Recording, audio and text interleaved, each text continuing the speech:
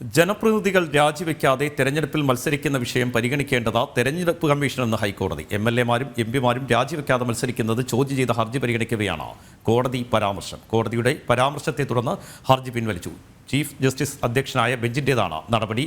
വിവരങ്ങളുമായി രേഷ്മ ബാബു ചേരുന്നുണ്ട്. രേഷ്മ, ഏത് സാഹചര്യത്തിലാണ് ഇത്തരമൊരു പരാമർശം കോടതിയുടെ ഭാഗത്ത് നിന്ന് ഉണ്ടായത്?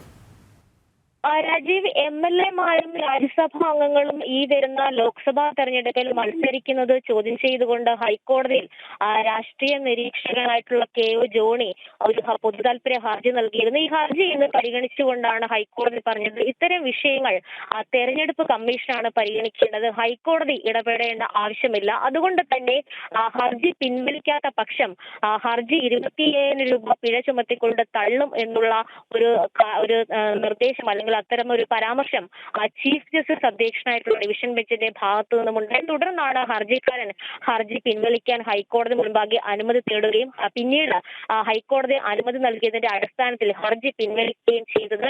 എന്തായാലും ജനങ്ങളുടെ നികുതി പണം ഉപയോഗിച്ചുകൊണ്ടാണ് കാലാവധി പൂർത്തിയാകാതെ തന്നെ വീണ്ടും ലോക്സഭാ തെരഞ്ഞെടുപ്പിൽ ഇവർ മത്സരിക്കുന്നത്.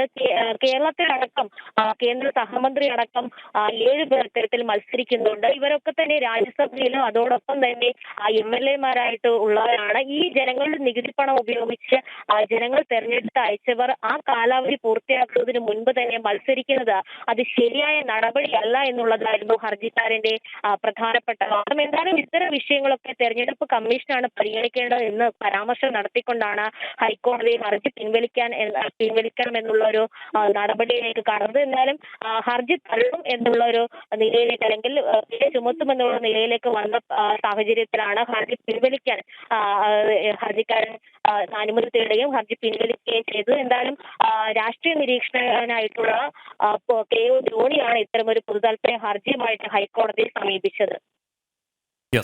രേഷ്മയാണ് കൊച്ചിയിൽ നിന്ന് വിശദാംശങ്ങൾ നൽകിയത്.